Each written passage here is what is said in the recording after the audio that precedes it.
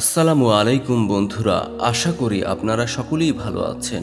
প্রিয় দর্শক, আজকের ভিডিওতে হজরত ওমর রাদিয়াল্লাহু তাআলা আনহুর ইসলাম গ্রহণের বিস্ময়কর ঘটনা সম্পর্কে বলতে চলেছি, তাই না টেনে সম্পূর্ণ ভিডিওটি দেখুন।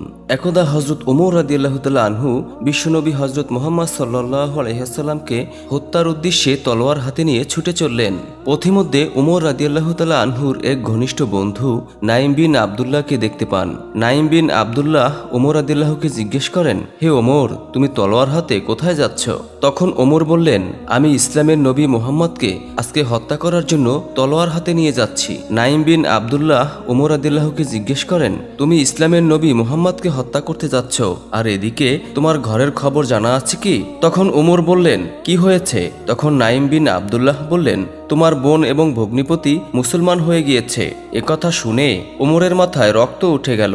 তখন ওমর তার বন্ধু আবদুল্লাহকে বলল, তোমার কথা যদি মিথ্যে হয়ে থাকে তাহলে আমার হাত থেকে তুমি রক্ষা পাবে না। তখন ওমরের বন্ধু আবদুল্লাহ বলল, ওমর, আমি একটুও মিথ্যে বলিনি, তুমি বাড়িতে যাও, তারপরে খোঁজ নিয়ে দেখো।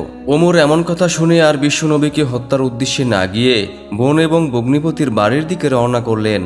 এখানে বলা বাহুল্য, ওমরের বন্ধু নাইম বিন আবদুল্লাহ ইতিপূর্বে ইসলাম ধর্ম গ্রহণ করেছে। ওমর যখন বোনের বাড়িতে প্রবেশ করলেন তখন তিনি ঘর থেকে কোরআনুল কারিম তেলাওয়াতের শব্দ শুনতে পাচ্ছিলেন। কে যেন পড়তেছিল কোরআনের মধুর আয়াত। তখন ওমর ঘরের বাইরে দাঁড়িয়ে কোরআনের আয়াতের কিছুটা অংশ শুনছিলেন। তারপর ওমর ঘরের ভেতরে প্রবেশ করেন। ওমরকে দেখে ওমরের বোন এবং ভগ্নিপতি কোরআনের আয়াতের পাণ্ডুলিপিটি লুকিয়ে ফেললেন। তারপর ওমর তাদের উদ্দেশ্যে বললেন, শুনেছি তোমরা নাকি মুসলমান হয়েছ। তখন তারা জবাবে কোনো কথা বললেন না। ওমর আবার জিজ্ঞেস করলেন, তোমরা মুসলমান হয়েছ, একথা সত্য নাকি মিথ্যা আমাকে বলো। তখন তার বোন ওমরকে জবাব দিলেন, হ্যাঁ, আমরা মুসলমান হয়েছি। তখন ওমর তাদেরকে বললেন, তোমরা ঘরের মধ্যে এতক্ষণ কি পড়েছ?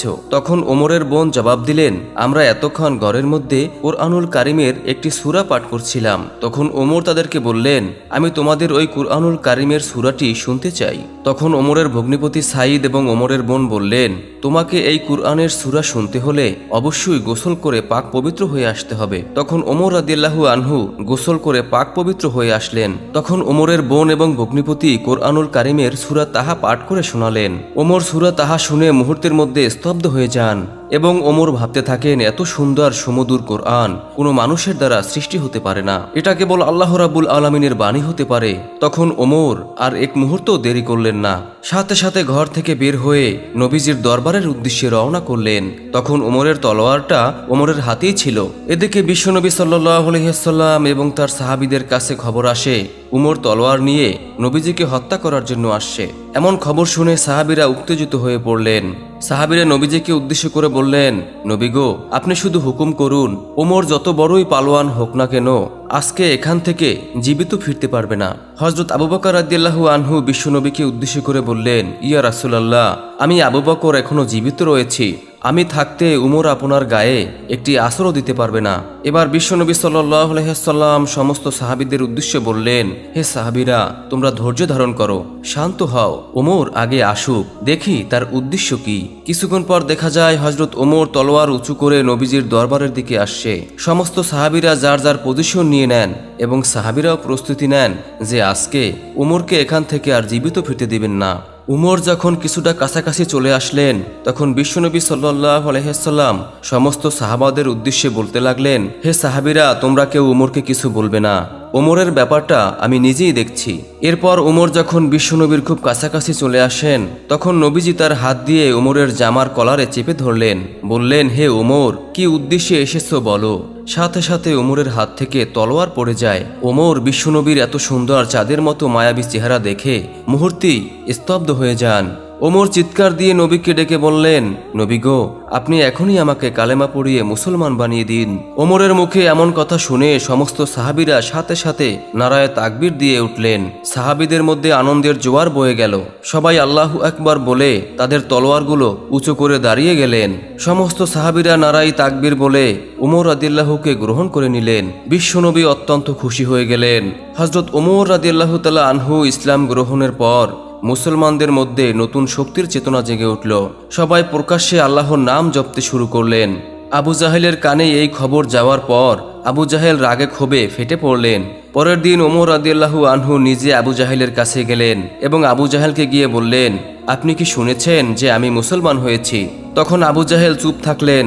ওমর আবার বললেন, আপনি কি শুনতে পেরেছেন? আমি মুসলমান হয়েছি। কিন্তু আবু জাহেল সব শুনেও না শোনার মতো করে চুপ করে বসে থাকলেন, কারণ আবু জাহেলের কোনো ক্ষমতাই ছিল না এই কথা শোনার পরেও উমরের উপর আক্রমণ করার। পরের দিন হজরত ওমর রাদিয়াল্লাহু আনহু সমস্ত সাহাবাদের নিয়ে প্রকাশ্যে মক্কায় আজান দিয়ে নামাজ আদায় করলেন। এই দৃশ্য তখন সমস্ত মক্কাবাসীদের কাছে এক বিস্ময়ের জন্ম দিয়েছিল, কেননা এর আগে মুসলমানরা কখনোই প্রকাশ্যে কাবা শরীফে নামাজ পড়ার মতো দুঃসাহসিকতা দেখাতে পারেনি। তখন কাফেরদের মধ্যে একজন দৌড়ে গিয়ে আবু জাহেলের কাছে খবর নিয়ে গেল এবং আবু জাহেলকে বলল, আপনি শুনতে পেরেছেন কি? উমর রাদিয়াল্লাহু প্রকাশ্যে সমস্ত মুসলমানদেরকে নিয়ে মক্কাতে নামাজ আদায় করেছে। আবু জাহেল এই খবর শোনার পরেও কোনো ধরনের পদক্ষেপ নিতে পারেনি, কেননা সেই সময় মুসলমানদের নেতৃত্বে ছিলেন হজরত ওমর রাদিয়াল্লাহু আনহু। একদিন বিশ্বনবীর কাছে একজন মুসলিম আর একজন ইহুদি জমি সংক্রান্ত একটা সমস্যা নিয়ে বিচার নিয়ে আসেন। নবীজি সমস্ত ঘটনার বর্ণনা শুনে রায়টি ইহুদির পক্ষে দিয়ে দেন, কিন্তু মুসলিম ব্যক্তিটি এই রায়ে সন্তুষ্ট হতে পারেনি। তিনি নবীজির দরবার থেকে বের হয়ে হজরত আবু বকর রাদিয়াল্লাহু আনহুর কাছে গেলেন। হজরত আবু বকর রাদিয়াল্লাহু তাআলা আনহুর কাছে গিয়ে মুসলিম ব্যক্তিটি বললেন, আমি আর একজন ইহুদির মধ্যে জমি সংক্রান্ত বিষয়ে সমস্যা হয়েছিল, কিন্তু আমি একজন মুসলিম এটা জেনেও নবীজি রায় ইহুদির পক্ষে দিয়েছেন, কিন্তু আমার পক্ষে রায় দিলেন না এবং বললেন, আবু বকর, আমি এখন তোমার কাছে এসেছি, তুমি কি এই বিষয়ে কিছু করতে পারবে আমার পক্ষে? তখন আবু বকর রাদিয়াল্লাহু আনহু ওই মুসলিম ব্যক্তিকে বললেন, যেখানে বিশ্বনবী ফয়সালা দিয়েছেন তার উপর আর কোনো ফয়সালা থাকতে পারে না, ভাই আপনি এবার আপনার বাড়িতে চলে যেতে পারেন। তখন মুসলিম ব্যক্তিটি এই কথা শুনে আবু বকরের বাড়ি থেকে বের হয়ে আসলেন, কিন্তু সে মনে মনে সন্তুষ্ট হতে পারলেন না। তাই সে চিন্তা করলেন হজরত উমরের কাছে গিয়ে নালিশ নিয়ে যাবেন। অতপর ওই মুসলিম ব্যক্তি হজরত ওমর রাদিয়াল্লাহুর কাছে নালিশ নিয়ে গেলেন। হজরত ওমর রাদিয়াল্লাহু আনহুকে বাড়িতে দেখতে পেয়ে মুসলিম ব্যক্তি তার কাছে বললেন, আমি আর একজন ইহুদি ব্যক্তির মধ্যে একটা জমি সংক্রান্ত বিষয় নিয়ে সমস্যা হচ্ছিল। আমরা বিশ্বনবীর কাছে একটা সুষ্ঠু ফয়সালার জন্য গিয়েছিলাম, কিন্তু নবীজি ফয়সালা ঠিকই করেছেন, কিন্তু রায় দিয়েছেন ইহুদির পক্ষে। আমি যে একজন মুসলিম, আমার পক্ষে রায় দিল না। ওমর, আমি এখন তোমার কাছে এসেছি, তুমি কি আমার পক্ষে কিছু করতে পারবে? তখন হজরত ওমর রাদিয়াল্লাহু আনহু আর কিছু না বলে মুসলিম ব্যক্তিকে বললেন, ঠিক আছে ভাই, তুমি একটু দাঁড়াও, আমি ঘর থেকে একটা ফয়সালা নিয়ে আসছি। এই বলে হজরত ওমর রাদিয়াল্লাহু আনহু ঘরের ভেতরে চলে গেলেন। কিছুক্ষণ পর ওমর রাদিয়াল্লাহু তাআলা আনহু একটি বড় তলোয়ার নিয়ে ঘর থেকে বের হয়ে আসলেন এবং এক কোপে ওই লোকটির গর্দান আলাদা করে দিয়ে বললেন, তোমার কত বড় সাহস! বিশ্বনবী যেটার ফয়সালা দিয়েছে তার বিরুদ্ধে তুমি আমার কাছে নালিশ করতে এসেছো, তোমার বেঁচে থাকার কোনো অধিকার নেই।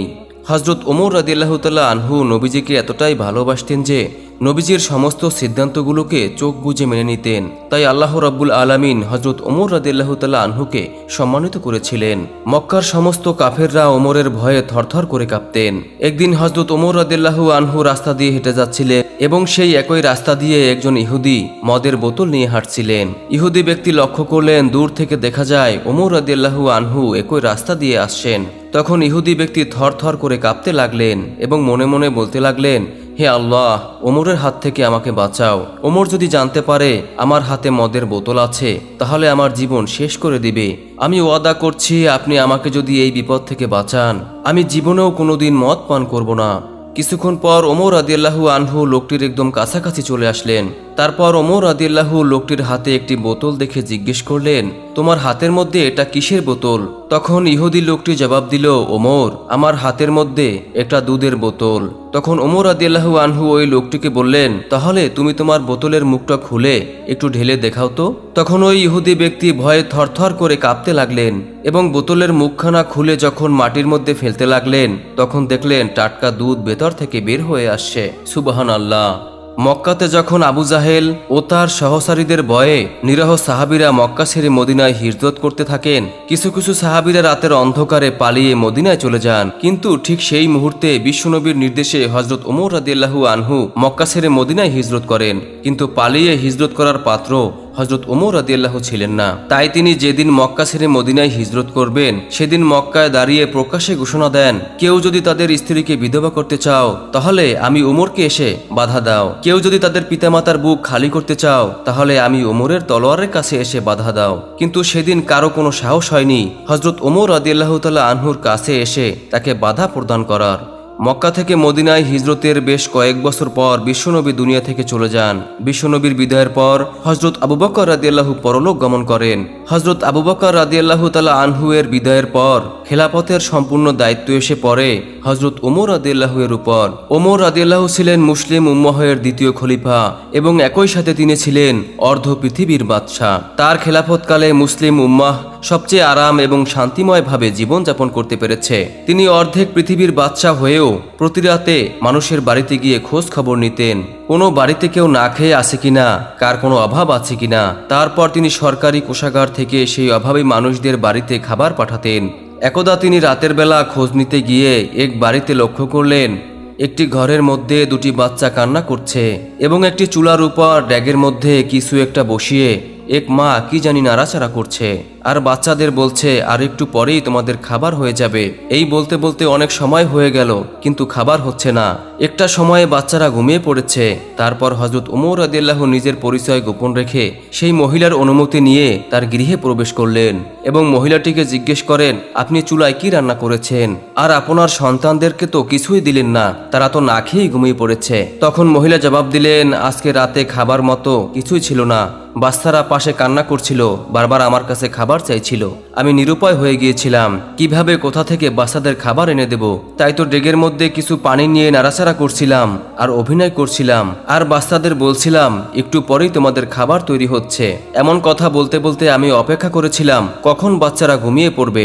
একটা পর্যায়ে বাচ্চারা ঘুমিয়ে যায়। ওমর রাদিয়াল্লাহু আনহু মহিলার মুখে এমন কথা শুনে সেখান থেকে তাৎক্ষণিক বের হয়ে গেলেন। সেই রাতেই সরকারি কোষাগার থেকে আটার বস্তা নিয়ে একটি সিপাহী দিয়ে সেই মহিলার বাড়িতে খাবার পৌঁছে দেন। সেই মহিলা তখন রাত্রিবেলায় সে আটা দিয়ে রুটি বানিয়ে তার সন্তানদেরকে ঘুম থেকে উঠিয়ে রুটি খাওয়ালেন এবং আল্লাহর দরবারে শুকরিয়া আদায় করলেন এবং আল্লাহর কাছে দু হাত তুলে আমিরুল মুমিনিন হযরত ওমর রাদিয়াল্লাহু তাআলা আনহু এর জন্য দোয়া করলেন। প্রিয় দর্শক, আরও একটি হৃদয় বিদারক ঘটনা। একদা ঈদের আগের দিন হযরত ওমর রাদিয়াল্লাহু আনহুর স্ত্রী নিজের স্বামীকে বললেন, আমাদের জন্য ঈদের জামা না হলেও চলবে, কিন্তু ছোট্ট বাচ্চাটি ঈদের নতুন কাপড় পরার জন্য কান্না করছে। জবাবে আরব জাহানের শাসক হযরত ওমর রাদিয়াল্লাহু আনহু বললেন, আমার তো নতুন জামা কিনে দেওয়ার মতো সামর্থ্য নেই। তারপর হযরত ওমর রাদিয়াল্লাহু আনহু অর্থমন্ত্রী আবু উবাইদা রাদিয়াল্লাহুর নিকট 1 মাসের অগ্রিম বেতন দেওয়ার জন্য চিঠি পাঠালেন। বাদশাহ হযরত ওমর রাদিয়াল্লাহু আনহুর এমন চিঠি পেয়ে অর্থমন্ত্রী আবু উবাইদা রাদিয়াল্লাহু দুটি চোখের পানি ছেড়ে দিলেন। অতঃপর তিনি বাহককে কোনো টাকা না দিয়ে ফেরত আরেকটি চিঠি পাঠিয়ে দিলেন। হযরত ওমর রাদিয়াল্লাহু আনহু সেই চিঠি খুলে পড়লেন। সেই চিঠিতে লেখা ছিল, হে আমিরুল মুমিনিন, অগ্রিম বেতন নেওয়ার জন্য আপনাকে দুটি বিষয় ফয়সালা প্রদান করতে হবে। এক, সেই মেয়াদ পর্যন্ত আপনি বেঁচে থাকবেন কিনা, আর যদি বেঁচে থাকেনও তাহলে সে মেয়াদ পর্যন্ত আরব জাহানের জনগণ আপনাকে ক্ষমতায় টিকিয়ে রাখবে কিনা। অর্থমন্ত্রী আবু উবাইদা রাদিয়াল্লাহু তাআলা আনহুর এমন চিঠি পড়ে হযরত ওমর রাদিয়াল্লাহু আনহু জবাবে কিছুই বললেন না। তিনি এত পরিমাণ কেঁদেছিলেন যে তার চোখের পানিতে তার দাড়ি মোবারক ভিজে যাচ্ছিল এবং তিনি আল্লাহর দরবারে দু হাত তুলে দোয়া করলেন এমন যোগ্য একজন অর্থমন্ত্রী মিলিয়ে দেওয়ার জন্য। সুবহানাল্লাহ। প্রিয় বন্ধুরা, আল্লাহ তাআলা রব্বুল আলামিন আমাদের সবাইকে হযরত ওমর রাদিয়াল্লাহু তাআলা আনহুর মতো জীবন গঠন করার তৌফিক দান করুন।